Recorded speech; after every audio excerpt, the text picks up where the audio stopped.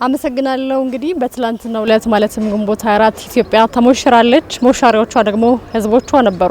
እኛ በተገኘንበት የአዳማ ከተማ አስተዳደር ስር በሚገኙ የምርጫ ጣቢያዎችም በትላንትናው ዕለት የነበረው የድምጽ አሰጣጥ ሂደት ምን ይመስላል የሚለውን ለእናንተ ተመልካቾቻችን ስናደርስ ነበረ። በአዳማ ከተማ አስተዳደር ስር እንግዲህ 3 የምርጫ ክልሎች ናቸው የሚገኙት። በእነዚህ 3 የምርጫ ክልሎች ደግሞ 296 ጣቢያዎች ናቸው።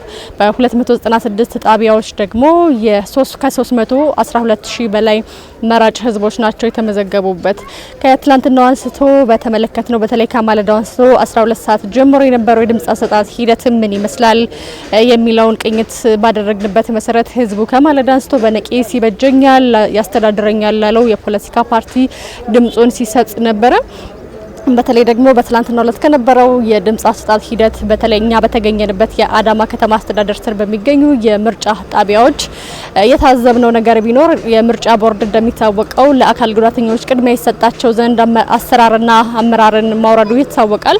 ይህንን ከመተግበር ረገድ ደግሞ እንደ በከልቻ አራራ ባሉ በአዳማ ከተማ አስተዳደር ስር በሚገኙ የምርጫ ጣቢያዎችም ሲተገበር አይተናል። አካል ጉዳተኞች፣ ነፍሰ ጡር እናቶች፣ አዛውንቶችና ሌሎችም በእድሜ የገፉ የማህበረሰብ ክፍሎች በመጡበት ሰዓት ተገኝተው ድምጻቸውን እንዲሰጡ ቅድሚያ ሲሰጣቸውም ነበረ። እንግዲህ እንደዚህ የተጠናቀቀው የሰባተኛው ጠቅላላ ምርጫ ሌሊቱን ሙሉ የድምጽ ቆጠራ ሂደት ታዛቢዎች በተገኙበት ሲደረግ ነበረ። ይህንንም ተመልክተናልኛ። ይህ የድምጽ ቆጠራ ደግሞ ሌሊቱን ሙሉ ከተካሄደ በኋላ ጊዜያዊ ውጤት ነው የተለጠፈው። ጊዜያዊ ውጤቱም ከማለዳ አንስቶ 12 ሰዓት ጀምሮ ነው የተለጠፈው። በአዳማ ከተማ አስተዳደር ስር የሚገኙ የማህበረሰብ ክፍሎች ደግሞ በመረጡበት የምርጫ ጣቢያ በመገኘት ጊዜያዊ የድምጽ የተለጠፈውን ጊዜያዊ ድምጽም ሲመለከቱ ነበረ።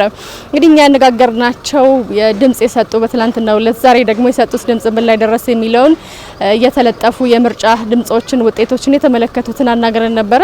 እነርሱም እንግዲህ በተለይ ምርጫው ሰላማዊ ሆኖ ሁሉም ዜጋ ሁሉም ማህበረሰብ ይበጀኛል ያስተዳድረኛል ላለው መምረጡንና በተለይ ምርጫው በሰላማዊ መንገድ መጠናቀቁን እንደ ስኬት እንደሚመለከቱት ገልጸውልናል። ከዛ ባሻገር ደግሞ ሁሉም የማህበረሰብ ክፍል ይበጀኛል ላለው ያስተዳድረኛል ላለው ነው ድምጽ የሰጠው። ከዛ በኋላ ደግሞ የሚመጣው ውጤት ነው አሸናፊው ነው የሚለየው። በዛ መሰረት ደግሞ የውጤቱን መሰረት በማድረግ ሁሉም ውጤትን በጸጋ ከመቀበል ረገድም የተፎካካሪ ፖለቲካ ፓርቲዎችም ይሁኑ ማህበረሰቡ ይህንን ውጤትን በጸጋ ከመቀበል ረገድም የቤት ስራቸው ትልቅ መሆኑን በመገንዘብ መስራት ይገባቸዋል ነው ያሉት። ከዛ ባለፈ ደግሞ ከአሸናፊው ጎን በመሆን ሀገርን በማቅናት መንገድ በልማት መንገድ ውስጥ ሁሉ ማህበረሰቡ ሁሉም በተሰማራበት የሙያ መስክ ከጎን ሆኖ መሰለፍ አለበት የሚል መልእክታቸውን ያስተላለፉልን። እኛ እንግዲህ በተገኘንበት የአዳማ ከተማ አስተዳደር ስር በሚገኙ የምርጫ ጣቢያዎች የዛሬ ማለዳ ያለው ቅኝት ይህንን ይመስል ነበረ።